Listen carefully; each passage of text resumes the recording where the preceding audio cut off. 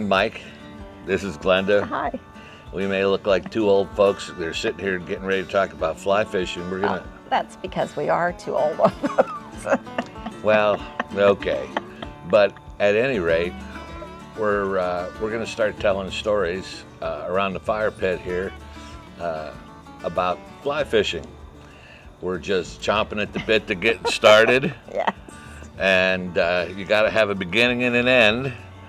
So just knowing that, Hey, when did you start fly fishing? When did you learn how to fly fish? Well, I was around, I don't know, my early 50s, I guess. 50s? Yes. I had gotten a job at Orvis and kind of wanted to learn how to fly fish, and had a lot of great instructors because they were my fishing managers in the stores that I oversaw. So, of course, I was busy working and traveling and raising my children, and so I didn't get a lot of time to fly fish until I moved to Vermont and oversaw the flagship store in Vermont, and went to the fishing school there in Manchester Center. And I guess I kind of learned how to fly fish on the bat and kill. On the bat and kill? Yes. Oh, ooh, the bat and kill. So that was, I mean, it took me a long time to really learn how to fly fish. Yeah, well, it does. Yeah. How about you? Well, we moved from Pittsburgh to Lewisburg, Pennsylvania, which is kind of up in the mountains in Pennsylvania. Yep. So it was probably in the like 69, 70, somewhere in there, 13.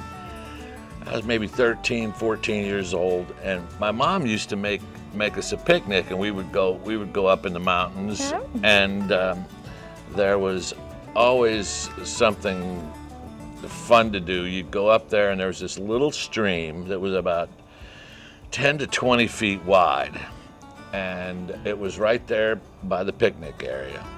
And I would walk down that stream and, you know, just have a ball just walking down that stream, and there would be guys fishing down there, and you could see trout rising, and Cool. yeah, so it was really neat. And as I saw what was going on, I wanted to learn how to fly fish. So I bought myself a Cortland fly rod and a little fly box, and so I started fishing. I'd go out and I just was tying the fly on, and I really didn't know how to tie the fly on, and I'd go out and I'd try casting, and there was bushes all along the way, so I was hanging the things up in the bushes, and it was a mess. So I really didn't catch any fish that first year, and I kept after it. And the next year, I went back out, and I was one of those Sundays, and I came along, I walked up the stream, and I came along a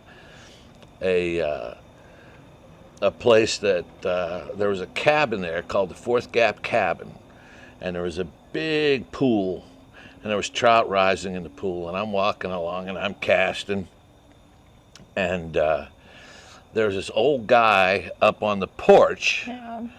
And he was sitting up there tying flies, and so I'm trying to cast and whatnot, and he says, "Hey," he says, "what are you doing down there?" And I says, "I'm fly fishing." And he says, "Is that what you call it?"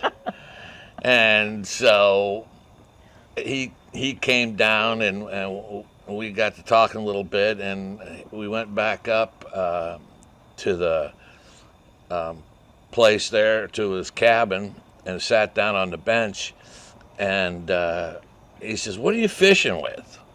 And I said, "Well, I think some kind of a fly. It's like an Adler fly or something." And he's sitting there, and he snatches a bug out of the air, and he looks at it, and he goes, and he takes my fly, and he says, "Does that look anything like what you're fishing with?" And I was like, "Well, I guess not." And so he ties up a couple of flies, and then he says, all right, tie this on. And I started to tie it on, and he goes, that's not how you tie it on. He goes, boy, you don't know anything, do you? And I'm like, well, I guess not, you know. And so we went back down. He says, all right, cast it out there. So I was casting it out there. He goes, no. He said, there's no fish in that spot. He says, look, he said, where the riffle comes down, he said, the fish sit there facing in the water. And he said, you gotta throw it up there. And so he says, here, give me your fly rod. So I took my fly rod, and he whipped it back and forth a time or two and dropped it right in that riffle, and that thing came down. And when it did, it didn't get very far at all, and wham, there was a fish on the line, and he stripped it in. And he says, okay. And he says, now do that. And so I made a cast or two and dropped it in, and wham, I caught one. And that was my first trout. The tug is the drug. The tug is the drug, yeah. But it was from that point on, I was hooked. Yeah, I bet. I mean, I was hooked. I loved it, you know, and that's what started the whole thing on that little creek and that hole, and yeah, it's been magic ever since. Tell a little bit of the end of that story when you were an adult and went back there. Well, there's actually two stories. I was with a friend of mine, and we went back, and we were fishing up the stream, and we went back, and he took and we caught a few fish, and we came to that same pool, and there was a family up there, and they had all kinds of picnic stuff going on, and I went up. They hollered up and said, "Hey, come on up and have a hot dog," you know, whatnot. So I did, and we went up and had a hot dog and a hamburger and talked a while. And I told him, I said, you know, there was an older fella that really taught me how to fly fish one summer, and they got, you know, and I told them the story, and they got kind of teary-eyed, and it was their dad who had passed away, you know, and he said he did the same thing with us, and we learned how to fish in this same hole. So, yeah, that was pretty special, and so yeah, that's cool. Yeah, and it was an amazing spot, and the trout weren't big like they are out west, you know. Well, no, they were Pennsylvania trout. Yeah, they were like, you know, about like that, those and little streams. Yeah, but it was special. It really, you know, it really meant a lot to me, and that's how I started. You know, there's some romance to fly fishing. There's, you know, I don't know. There's something special about it.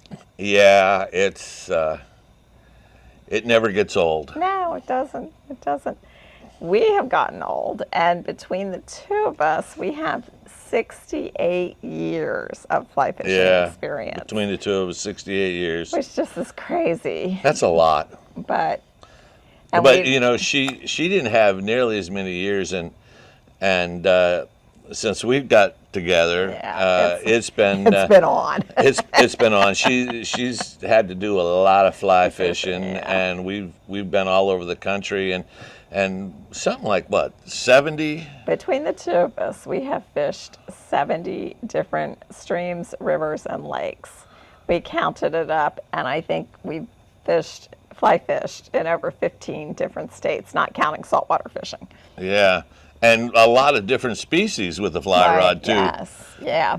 Yeah, I mean, you know, I've caught brown trout, brook trout, rainbow trout, cutthroat trout, cut bows, green cutthroats, whitefish, and then bass, and I've caught, what else have we caught? I caught a catfish. Caught a catfish. And then we've caught in the ocean. We've caught sailfish. We've caught Bones. bonefish. Yeah. We've caught I caught, tarpon. what is it? A jack? Jack Crevalle. Yes, a Jack Crevalle in Florida. Yeah. So and lost some big fish too. I lost a tarpon down in Mexico one year. So yeah, I mean it's been a wild ride to say the least. Oh, and we've got steelhead and salmon and yeah, just crazy fish, big fish, small fish. You know, even those little bitty brook trout, man, those things are so much fun up in the mountains. I love that on a 2-weight. That is so much fun. Yeah, so needless really to special. say, we have tons of stories. Lots of stories. So, and we've been talking about them, and we thought we'd go ahead and share them because some of you might be stuck at home in the winter and can't get out and fish. Oh and God, I want to go fishing. are so in the bad. same spot we are. So Fridays is going to be campfire fly fishing stories. Campfire, fly fishing. So yeah, so we're gonna Yeah. tell stories, and some of them will be longer because well, We my got more stories are long, and we'll just see how it goes. Yeah, so come join us over the weekends, Friday nights or over the weekends, whenever you have a minute, and Like, share, subscribe, please. because we are herons on the fly fishing this time. And if you have questions you want us to ask each other, put them in the comments below. Yeah, definitely. If you got some questions, ask us some questions. We'll be more than glad to try and help you out. Yeah. And it doesn't matter what it is, whether it's getting ready for the season or leaders or whatever it is, flies, Or stories that you want to hear. stories that you want to hear. Yeah. So anyway, All right, thanks for spending time with us. bye.